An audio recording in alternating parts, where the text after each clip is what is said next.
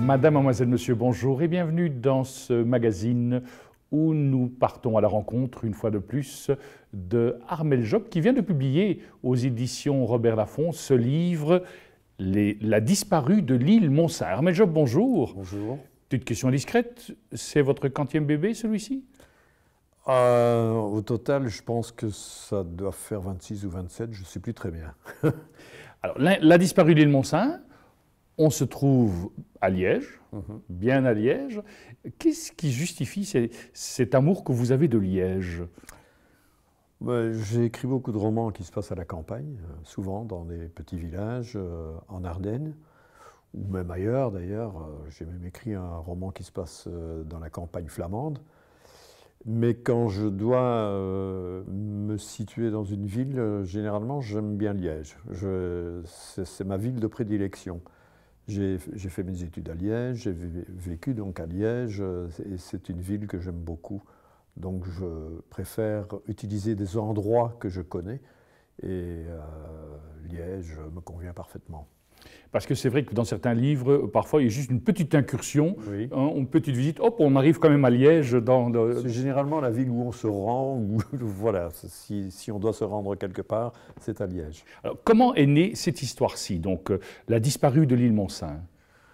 Oui, c'est un livre qui trouve son origine dans un fait divers tragique qui a eu lieu en 2011 à Liège, ou en tout cas dans la banlieue liégeoise, la disparition de deux petites filles qui se sont noyées. Une est tombée à l'eau et sa sœur, pour la sauver, a plongé à son tour dans l'eau, mais elle ne savait absolument pas nager. Elles ont donc péri toutes les deux.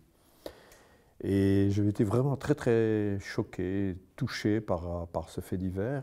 Je m'étais dit que peut-être j'essayerais d'écrire un roman à partir de ce fait divers. Maintenant, il ne faudrait pas qu'on s'imagine que le fait divers joue un rôle dans ce roman, un rôle direct, pas du tout, mais il est en arrière-plan. Parce que je me suis posé la question de savoir quel était le sens de petites vies comme ça, qui ont eu peu de temps devant elles. Quel est le sens de ce geste presque inexplicable de cette petite fille de 12 ans qui se jette à l'eau pour sauver sa sœur alors qu'elle sait parfaitement qu'elle ne pourra pas la sauver. Le sens d'une vie, tout compte fait. Et je vais essayer d'abord, vers 2012-2013, de commencer un roman sur ce sujet, mais ça me provoquait trop d'émotions. Je l'ai laissé tomber. Et c'est seulement maintenant, en 2019, que j'ai repris ce thème en essayant de créer un personnage, le personnage central de mon roman, qui est une jeune femme qui se pose justement cette question du sens de sa vie. Et le fait divers lui-même est passé évidemment en arrière-plan, mais on comprend au cours du roman, bien sûr, qu'il est tout compte fait la clé et l'explication du questionnement de cette jeune femme. Dans ce fait divers, il y a effectivement ces deux enfants, mais il y a aussi un plongeur. Oui, parce que on n'a pas retrouvé tout de suite le corps des deux enfants. Et donc les plongeurs du corps des pompiers de Liège ont cherché. Et au cours de ces recherches, un plongeur a perdu la vie à son tour. Ce qui est aussi évidemment une forme d'héroïsme, de dévouement qui peut nous interroger, me semble-t-il. Quand on écrit ce genre de roman, est-ce que vous avez eu un contact avec les familles de ces victimes ou... C'est une question que je me suis posée. Je me suis demandé si je devais contacter les familles.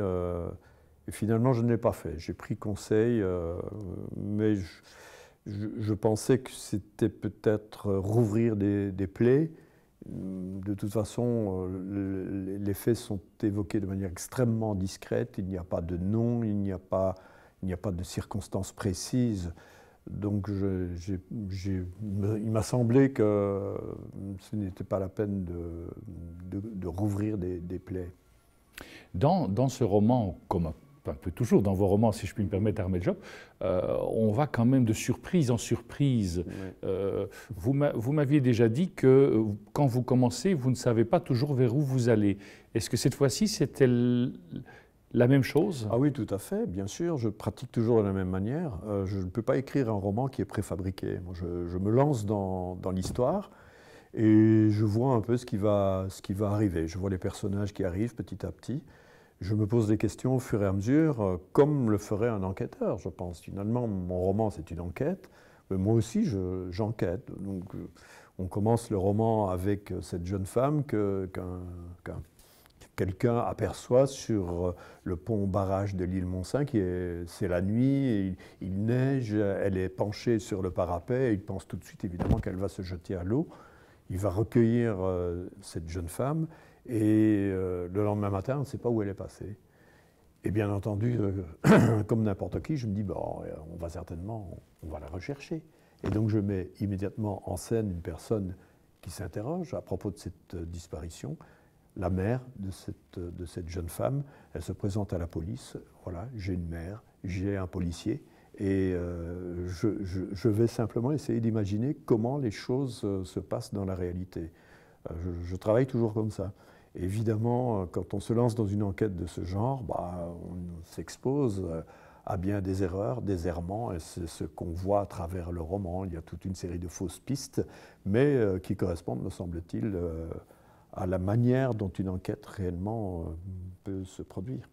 On voit aussi ce jeune policier qui va un peu trop vite. Oui. Et puis il y a le policier un peu plus sage, quand même, son chef qui... Oui. Le jeune policier, c'est quelqu'un qui commence. C'est la première fois qu'on lui offre la possibilité de mener une enquête. Son chef pense que ce ne sera quand même pas trop difficile, parce qu'il ne croit pas beaucoup à cette disparition. Il se dit, mais c'est une jeune femme, elle est partie en vacances, ou que sais-je, on va facilement retrouver sa trace. Mais le jeune policier, lui, bien sûr, il espère avoir affaire à une affaire criminelle. Il veut faire carrière. Et donc, il agit peut-être avec précipitation. Il souhaite trouver un coupable. Et c'est vrai que les dégâts qu'il va commettre au cours de son enquête sont absolument épouvantables. Ça vous plaît de jouer comme ça avec la psychologie de ces personnages dans vos romans ? Oui, j'écris des romans moins pour l'intrigue que pour les personnes que j'essaie de faire vivre dans mes romans. Je m'interroge sur ce qu'ils sont, ce qu'ils pensent, comment ils réagissent, quels sont leurs sentiments. Je crois que c'est le but même du roman. Un roman est là pour montrer au lecteur comment ça se passe vraiment dans la vie avec les outils dont dispose le romancier. C'est-à-dire que le romancier, contrairement à chacun de nous, et à moi quand je ne suis pas romancier, on ne peut pas aller voir ce que les gens pensent réellement, on ne peut pas savoir ce qu'ils ont sur la conscience, on ne peut pas connaître réellement leur sensibilité. Donc c'est un travail d'exploration. Il s'agit de faire monter à la surface ce que nous ne pouvons pas voir dans la vie quotidienne. À la fois, il y a toute cette analyse des êtres humains, mais en même temps, quand on vous lit et qu'on vous connaît un peu, Armel Job, on sait aussi qu'on aura des surprises jusqu'à presque la dernière ligne. Oui, mais moi-même, je suis surpris par ce qui se passe dans mes romans. Je ne cherche pas à tout prix les surprises, mais le roman lui-même me surprend. Et d'ailleurs, c'est ce qu'il y a de passionnant, je pense, dans l'écriture d'un roman, c'est que votre histoire, vous vous lancez un peu naïvement dans votre histoire vous amène à des surprises, des péripéties inattendues, qui sont, je crois, le reflet de ce qui se passe réellement dans l'existence aussi. Quand je vous entends, est-ce que finalement lire vos romans ou lire des romans, ce n'est pas quelque part avoir un regard profondément humain sur les humains ? Je l'espère, sinon on aurait affaire à de la mauvaise littérature. Un bon roman, je crois, c'est un roman qu'on referme en se disant « je ne pensais pas que c'était comme ça ». Et donc on a appris quelque chose. On a appris quelque chose parce qu'on a pu faire cette expérience d'aller sous la surface des choses. Dans la vie, nous sommes condamnés aux apparences, nous jugeons souvent sur les apparences, nous sommes pleins de préjugés, nous classons facilement les personnes, les événements, mais en réalité, nous ne savons pas vraiment ce qu'il y a derrière toutes ces apparences, ce qu'il y a derrière le masque que chacun a tendance à montrer aux autres. Et la littérature sert à faire sauter ces masques et à nous emmener jusqu'à la moelle de l'humain, j'espère. Et donc, si le roman est réussi, c'est un roman qui doit toujours nous surprendre et nous apprendre quelque chose sur les autres. Quelqu'un qui lit beaucoup de romans, on peut penser que c'est une pure distraction. Non, ce n'est pas vrai. Je crois que si on lit beaucoup de romans, petit à petit, on se rend compte qu'il faut quand même être plutôt prudent dans ses jugements et qu'on ne sait pas tout. Armel Job, merci beaucoup. En tout cas, c'est une très belle, vos dernières paroles sont une très belle synthèse finalement de ce livre. Je rappelle La disparue de l'île Montsin que je vous invite vraiment à lire.